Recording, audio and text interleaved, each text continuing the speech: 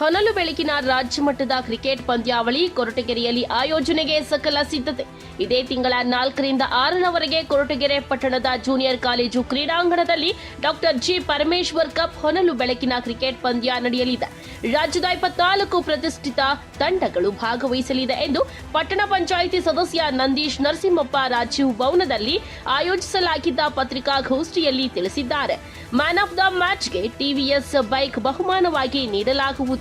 ಕೊರಟಗೆರೆಯ ಇತಿಹಾಸದಲ್ಲಿ ಪ್ರಥಮ ಬಾರಿಗೆ ನಡೆಯುತ್ತಿರುವ ವಿಶೇಷ ರಾಜ್ಯ ಮಟ್ಟದ ಕ್ರಿಕೆಟ್ ಪಂದ್ಯಾವಳಿಯಲ್ಲಿ ಕೊರಟಗೆರೆಯ 2 ತಂಡಗಳು ಭಾಗವಹಿಸಲಿದ್ದು, ಡಾಕ್ಟರ್ ಬಿಆರ್ ಅಂಬೇಡ್ಕರ್ ಅವರ ಜನ್ಮದಿನದ ಅಂಗವಾಗಿ ಈ ಟೂರ್ನಿಮೆಂಟ್ ಅನ್ನು ಆಯೋಜಿಸಲಾಗಿದೆ ಎಂದು ಪಟ್ಟಣದ ಪಂಚಾಯಿತಿ ಸದಸ್ಯ ನಂದೀಶ್ ನರಸಿಂಹಪ್ಪ ಹೇಳಿದ್ದಾರೆ.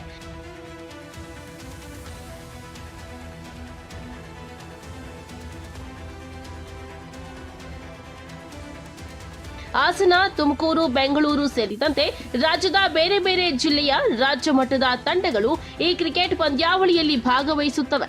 ಈ ಟೂರ್ನಿಮೆಂಟ್ನ ಪ್ರಥಮ ಬಹುಮಾನ 2,22,222, ದ್ವಿತೀಯ ಬಹುಮಾನ 1,11,111 ರೂಪಾಯಿ ಹಾಗೂ ತೃತೀಯ ಬಹುಮಾನ 4ನೇ ಬಹುಮಾನ ನೀಡಲಾಗುವುದು.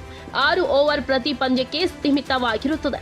ಸೆಮಿಫೈನಲ್ನಲ್ಲಿ ಸಮಯ ಇದ್ದರೆ 7 ಓವರ್ಗಳಲ್ಲಿ ಪಂದ್ಯ ನಡೆಯಲಿದೆ. ನಾವು ಸರಳವಾಗಿ ಜಿಲ್ಲಾ ಮಟ್ಟದ ಕ್ರಿಕೆಟ್ ಪಂದ್ಯ ಆಯೋಜಿಸಲು ಮುಂದಾದಾಗ ಡಾಕ್ಟರ್ ಜಿ ಪರಮೇಶ್ವರ್ ಅವರು ರಾಜ್ಯ ಮಟ್ಟದ ಕ್ರಿಕೆಟ್ ಪಂದ್ಯ ಆಯೋಜಿಸಲು ಉತ್ತೇಜನ ನೀಡುವ ನಿಟ್ಟಿನಲ್ಲಿ ಹೇಳಿದ್ದಾರೆ.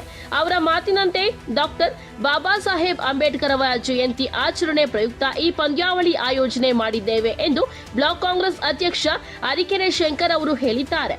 ಇದೇ ಸಂದರ್ಭದಲ್ಲಿ ಬ್ಲಾಕ್ ಕಾಂಗ್ರೆಸ್ ಅಧ್ಯಕ್ಷ ಅಶ್ವಥ್ ನಾರಾಯಣ್, ಯುವ ಕಾಂಗ್ರೆಸ್ ಅಧ್ಯಕ್ಷ ಬೈರೇಶ್, ಶಿವು, ರಘುವೀರ್, ದೀಪಕ್, ಕಿರಣ್, ರಂಜು, ಅಭಿ, ಭರತ್, ಹರೀಶ್, ರಾಕೇಶ್ ಸೇರಿದಂತೆ ಇನ್ನಿತರರು ಇದ್ದರು.